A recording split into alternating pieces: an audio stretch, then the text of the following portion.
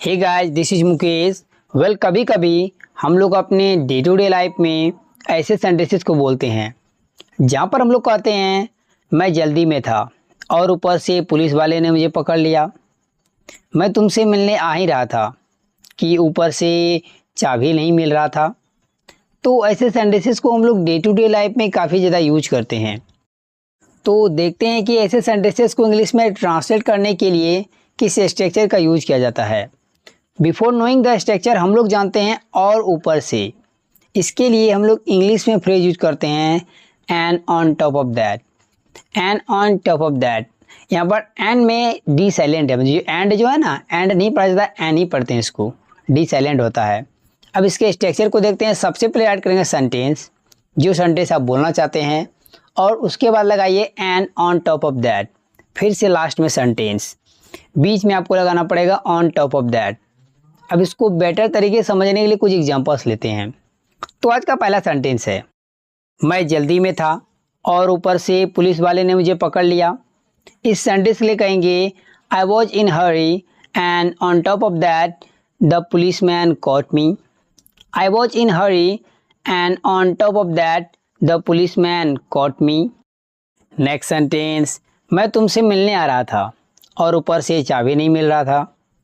इसके लिए आप कहिएगा I was coming to meet you and on top of that I couldn't find the keys. क्योंकि चाबी बहुत सारे होते हैं इसीलिए कीज एक है तो सिर्फ की लगाइए और की, लेकिन ये नॉर्मली एक गुच्छे में तो 2-3 चाबी तो होते ही है। नेक्स्ट सेंटेंस, उसने मुझे गाली दिया और ऊपर से मारा भी। इस सेंटेंस के लिए बोलेंगे he abused me and on top of that beat as well. He abused me and on top of that beat as well. Next sentence, मैं पढ़ रहा हूँ और ऊपर से तुम मुझे डिस्टर्ब कर रहे हो। इस सेंटेंस के लिए बोलेंगे I am reading and on top of that you're disturbing me. I'm reading या I'm studying and on top of that you're disturbing me. Next sentence, वह काम कर रही थी और ऊपर से तुम उसे बार बार फ़ोन कर रहे थे। इस सेंटेंस के लिए बोलेंगे She was working and on top of that you were calling her again and again. She was working and on top of that you were calling her again and again. Hello everyone, welcome back to my channel. This is Mukesh. आज के video में हम लोग सीखेंगे कि इस तरीके के सेंटेंसेस को इंग्लिश में बोलने के लिए किस स्ट्रक्चर का यूज़ किया जाता है। जैसे कि वह तुम्हारी माँ की उम्र की है, या वह तुम्हारे दादा के उम्र के थे, आप मेरे पापा के उम्र के हैं, आप माफ़ी क्यों मांग रहे हैं। तो किसी के उम्र के होना या किसी के उम्र का होना, इसके लिए हम लोग इंग्लिश में फ्रेज यूज करते हैं old enough to be. Old enough to be modern में इसका यूज किया जाता है। आप चाहे तो सिंपल इंग्लिश बोल सकते हैं, एज ओल्ड एज का यूज कर सकते हैं। इसके दोनों का स्ट्रक्चर देखते हैं। सबसे पहले लगाएंगे सब्जेक्ट। सब्जेक्ट को लगाने के बाद लगाएंगे ईच एम आर। यदि आप सेंटेंस प्रेजेंट में कर रहे हैं तो, यदि आपका सेंटेंस पास्ट में होगा तो इजामार के बदले वॉज या वर में से कोई एक आएगा। Got it. उसके बाद आपको लगाना पड़ेगा old enough to be. Old enough to be को राइट करने के बाद लास्ट में अदर वर्ड्स जिससे आप कंपेयर कर रहे हैं। और नेक्स्ट स्ट्रक्चर है वही सब्जेक्ट इजामार वॉज वर आएगा, और ओल्ड इनफ टू बी के जगह आप एज ओल्ड एज का राइट कर सकते हैं, लास्ट में अदर वर्ड्स। दोनों स्ट्रक्चर को बेटर तरीके से समझने के लिए कुछ एग्जांपल्स लेते हैं। तो आज का पहला सेंटेंस है, वह तुम्हारी माँ की उम्र की है। इसके लिए बोलेंगे she is old enough to be your mother. She is old enough to be your mother, या नहीं तो कह सकते हैं she is as old as your mother. She is as old as your mother. Next sentence, वह तुम्हारे पापा के उम्र के थे और तुम उसके साथ मिसबिहेविंग कर रहे थे या बदतमीजी कर रहे थे। इसके लिए बोलेंगे he was old enough to be your dad and you were misbehaving with him. He was old enough to be your dad, you were misbehaving with him. अगर इसको एज ओल्ड से बनाएंगे तो he was as old as your father and you were misbehaving with him. Next sentence, मैं तुम्हारे दादा के उम्र का हूँ। इस सेंटेंस के लिए बोलेंगे I am old enough to be your grandfather. I am old enough to be your grandfather, या नहीं तो I am as old as your grandfather. Next sentence, आप मेरे दादी की उम्र के हैं। इसके लिए बोलेंगे you are old enough to be my grand mother.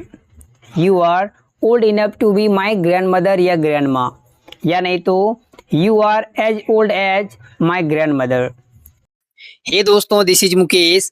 Well, कभी कभी हम लोग अपने डे टू डे लाइफ में ऐसे सेंटेंसेस बोलते हैं या नहीं तो कभी कभी सुनते हैं, तो इसका मीनिंग हिंदी में क्या होता है, इस स्ट्रक्चर से ऐसे सेंटेंसेस बोले जाते हैं। मैं आपको कुछ सेंटेंसेस रीड करके सुनाता हूँ। He came in a flash, I am coming in a flash, I will be back in a flash. ये सेंटेंस आपने कहीं ना कहीं सुना होगा, I will be back in a flash, या I can finish this work in a flash. अब यहाँ पर जो फ्रेज है इन अ फ्लैश, इसका मीनिंग क्या होता है? इट मीन्स दैट एक झटके में, एक झटके में। इसका मतलब होता है तुरंत ही। जैसे कि हम लोग हिंदी में से बोलते हैं, मैं यूं गया और यूं आया। वह इस काम को यूं खत्म कर लेगा, मीन्स चुटकी में खत्म कर लेगा। यूं खत्म लेगा मीन्स तुरंत खत्म कर लेगा, झटके में खत्म कर देगा। तो झटके में खत्म करना, यूं खत्म करना हम लोग हिंदी में बोलते हैं ऐसे कि मैं ये काम यूं कर दूंगा मीन्स झटके में खत्म कर दूंगा। तो यहाँ पर हम लोग यूज करते हैं इन अ फ्लैश फ्रेज का। अब इसके स्ट्रक्चर को देखते हैं। सबसे पहले आपको सेंटेंस बोलिए, जो भी आप सेंटेंस बोलना चाहते हैं लास्ट में लगा दीजिए इन अ फ्लैश। अब इसको बेटर तरीके से समझने के लिए कुछ सेंटेंसेस लेते हैं और उसके हिंदी मीनिंग को देखते हैं। तो आज का पहला सेंटेंस है, he came here in a flash. He came here in a flash, इसका मीनिंग हुआ वह एक झटके में यहाँ आ गया, या वो यूं यहाँ पर आ गया। Next sentence, I am coming in a flash. I am coming in a flash, इसका मतलब हुआ मैं यूं आ रहा हूं, मैं एक झटके में आ रहा हूं, मीन्स मैं तुरंत आ रहा हूं। इसकी जगह एट वंस का यूज कर सकते हैं, I am coming at once, मैं तुरंत आ रहा हूं, यूं आ रहा हूं, झटके में आ रहा हूं। Next sentence, I will be back in a flash. I will be back in a flash, अब यहाँ पर इस सेंटेंस का मीनिंग हुआ मैं यूं गया और यूं आया। मैं यूं गया और यूं आया मीन्स मैं एक झटके में आया। इस सेंटेंस का मीनिंग हुआ बिना समय बिताए मैं जल्दी आ जाऊंगा। Next sentence, I can finish this work in a flash. I can finish this work in a flash, इसका मतलब हुआ मैं इस काम को झटके में कर सकता हूँ, मीन्स मैं इस काम को झटके में पूरा कर सकता हूँ, खत्म कर सकता हूँ। दोस्तों, इसी से जुड़े मैं आपको एक संदेश दे रहा हूँ, इसका हिंदी लिखिए ताकि आपको इंग्लिश का हिंदी भी समझ में आए। तो यदि आप कुछ गलती कीजिएगा तो मैं आपको करेक्ट करके बता दूंगा।